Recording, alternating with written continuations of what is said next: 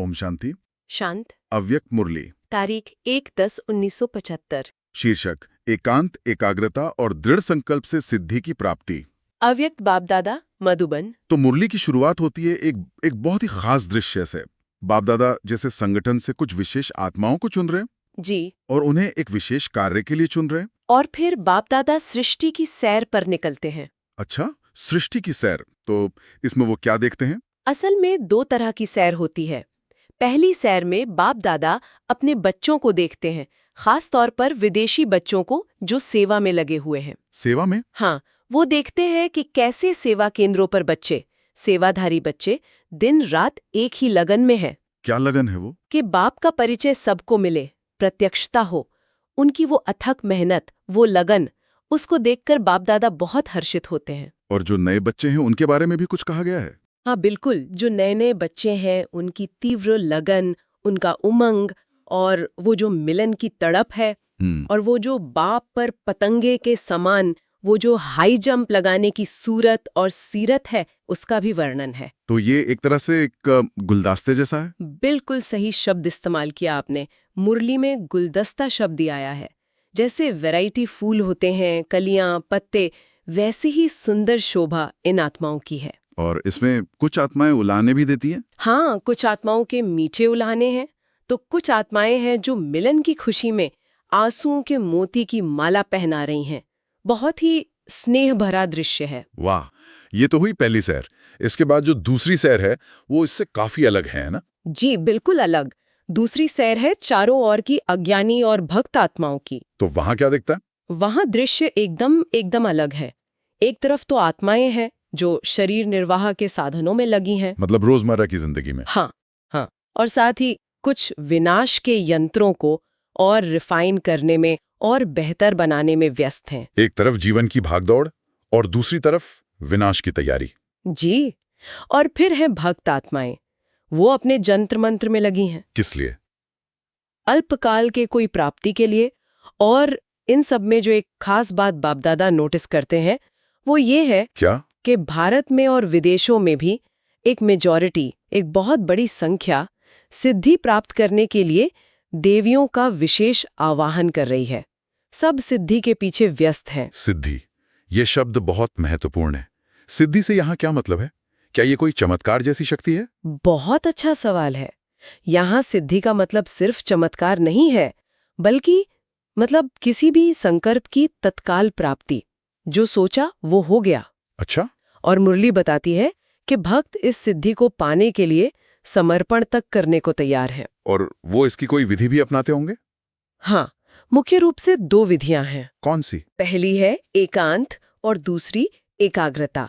इन दोनों विधियों से ही वो अल्पकाल की सिद्धियां पाते हैं। तो अब हमारे सामने 2 तस्वीरें हैं। एक तरफ बाप दादा के बच्चे और दूसरी तरफ ये सारी दुनिया। जी, और यहीं से मुरली अपने सबसे गहरे सवाल पर आती है।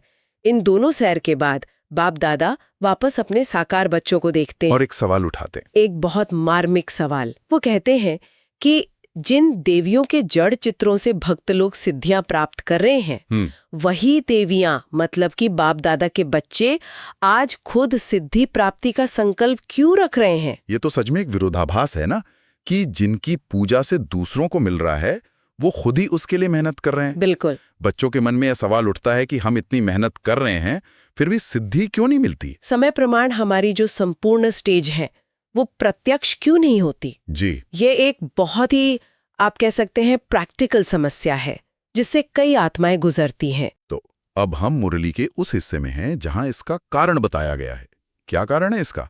सिद्धि क्यों नहीं मिलती? इसका जो मूल कारण है ना, वो हमारे संकल्प की क्वालिटी में है। संकल्प की क्वालिटी में? हाँ, मुरली के अनुसार प्रत्यक्ष फल या तत्काल सिद्धि इसलिए नहीं मिलती क्योंकि हर सेकंड हमारे मन में अपने संपूर्ण सर्वशक्ति संपन्न स्वरूप की स्मृति, वो एक प्रत्यक्ष संकल्प के रूप में नहीं रहती। बिल्कुल, हमारे संकल्प कमजोर हो जाते हैं, साधारण हो जाते हैं। क्या मुरली में इन साधारण संकल्पों के कुछ उदाहरण दिए गए हैं? क्योंकि ये समझना बहुत जरूरी है। हाँ, बहुत स्पष्ट उदाहरण है। जैसे हम सोचते हैं मैं पुरुषार्थी हूँ, संपन्न हो ही जाऊंगा। ये तो सुनने में काफी पॉजिटिव लगता है। या फिर होना तो जरूर है लेकिन नंबरवार होना ही है। अच्छा। या फिर ये सोचना कि हमारा काम है मेहनत करना, वो तो यथाशक्ति कर ही रहे हैं। तो इन संकल्पों में कमी क्या है? ये तो काफी सही लग रहे हैं। यहीं पर मुरली का सबसे गहरा पॉइंट है।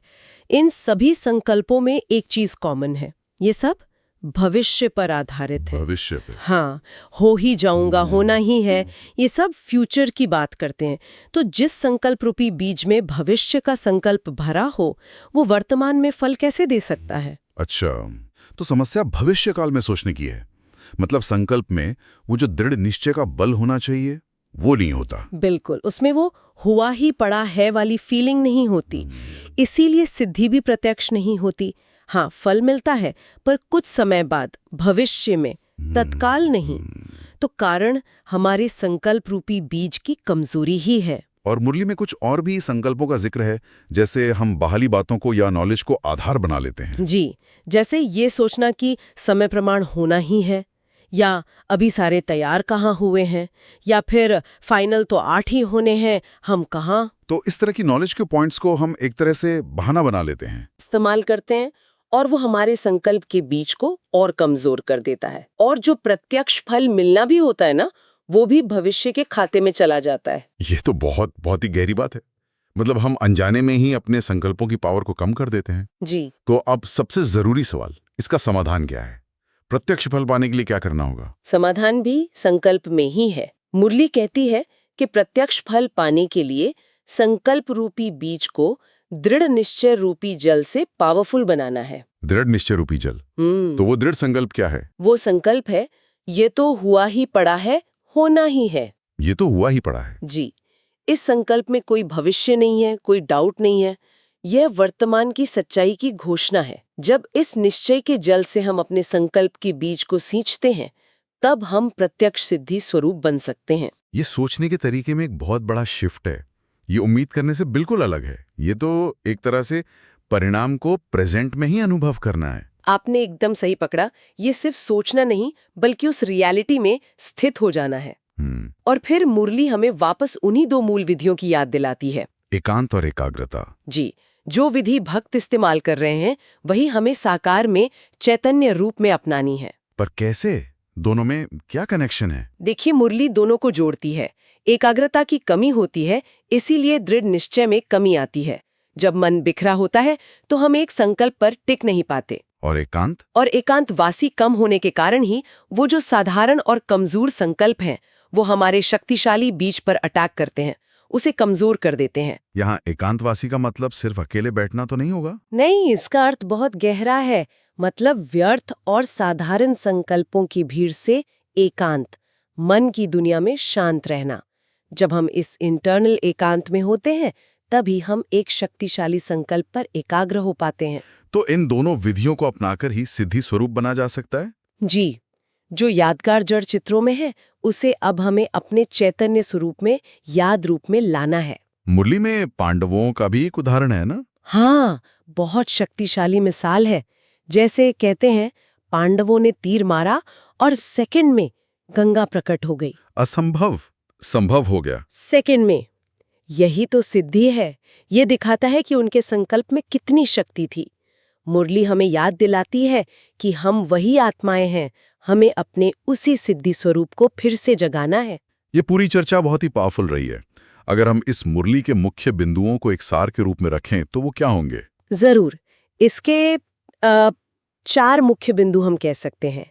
पहला, किसी भी सिद्धि के लिए 2 विधियां फाउंडेशन है, एकांत और एकाग्रता। ठीक है। दूसरा, हमें प्रत्यक्ष फल इसलिए नहीं मिलता क्योंकि हमारे संकल्प वो कमजोर हैं और भविष्य पर टिके हैं, उनमें दृढ़ निश्चय की कमी है। जी। और तीसरा है समाधान, अपने संकल्प रूपी बीज को दृढ़ निश्चय के जल से शक्तिशाली बनाना। ये सोचते हुए कि ये तो हुआ ही पड़ा है। बिल्कुल।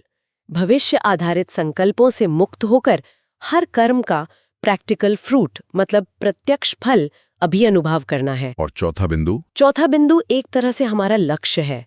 हमें सिर्फ अपने लिए सिद्धि नहीं पानी है, बल्कि हमें सर्व सिद्धि स्वरूप मास्टर, विधाता और वरदाता बनना है। वाह। मतलब इतना शक्तिशाली बनना है कि हमारे हर संकल्प से अनेकों की कामनाएं पूर्ण हों, हम सर्व प्राप्ति स्वरूप बने। तो ये सिर्फ पर्सनल ग्रोथ की बात नहीं है, जी, ये तो विश्व सेवा का आह्वान है।